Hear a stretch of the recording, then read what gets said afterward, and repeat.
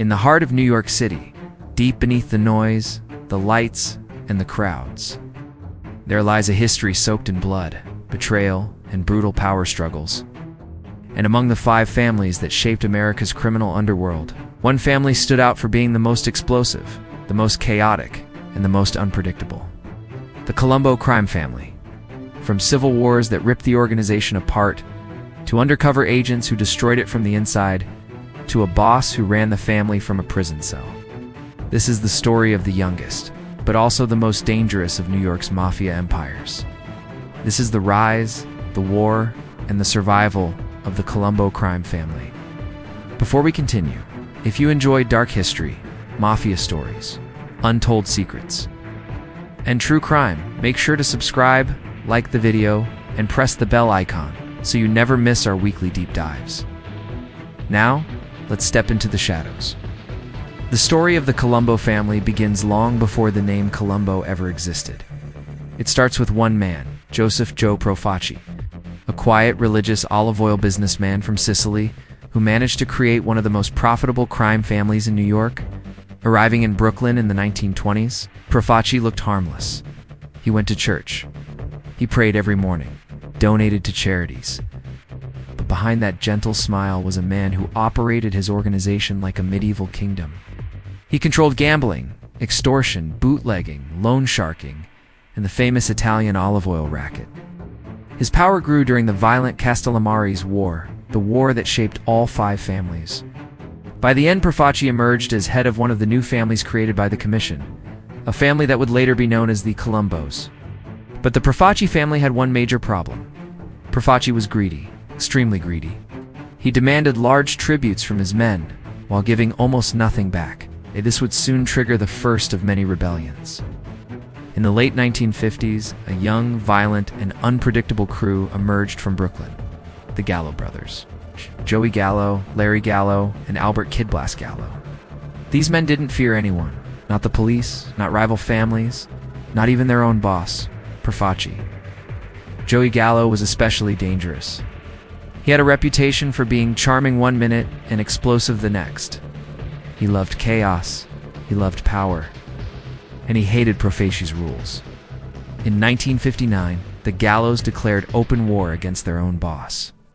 They kidnapped high-ranking members of the Profaci family, including the underboss and Profaci's own relatives.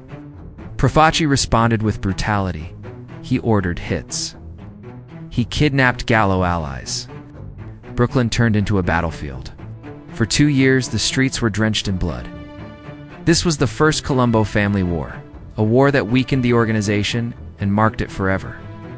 In 1962, Joe Profaci finally died of cancer. The family needed a new leader.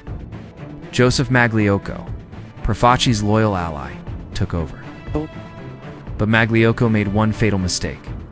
He supported a conspiracy to kill the bosses of 2 other major families, Carlo Gambino and Tommy Lucchese. The plan failed.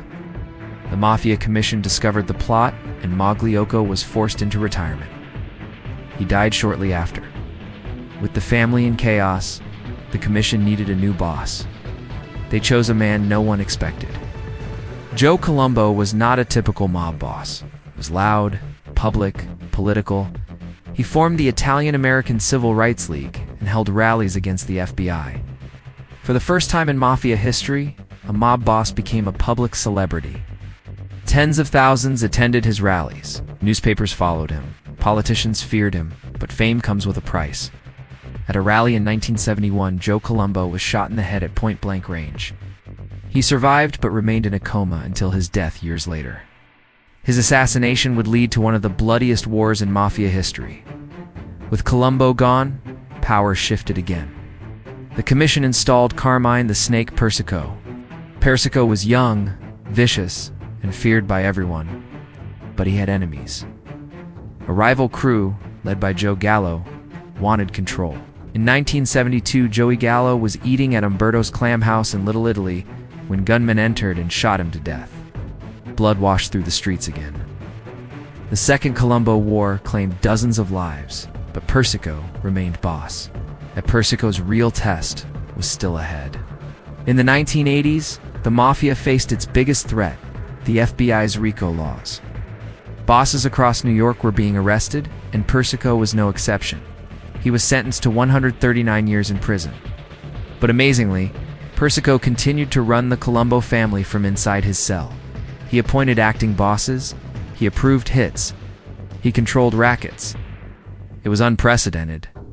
A man sentenced to die in prison, running one of the most dangerous criminal families in America. But Persico's rule from behind bars angered many. Another internal war was coming. By the early 1990s, the family had split into two sides: Team Persico, loyal to Carmine Persico even while he was in prison, and Team Arena, led by Victor Arena, the acting boss, who believed Persico's time was over. This war was the most violent of all. Gunfights in the streets, drive-by shootings, hits in broad daylight. New York became a war zone. The FBI recorded over 20 murder attempts during this period. By the end, dozens were dead, and the Colombo family was nearly destroyed. Arena was arrested. Persico remained boss even behind bars, but the family never truly recovered. After the wars, the Colombos became the weakest of the five families. FBI crackdowns continued, informants flipped, key members turned state witnesses. The most damaging? Greg Scarpa, the feared hitman who had secretly been an FBI informant for decades. His double life shattered the family's organization. Today, the Colombo family still exists, but in a much smaller, quieter form. Authorities consider them the least powerful of the remaining Mafia families, barely holding territory, surviving more on reputation than strength.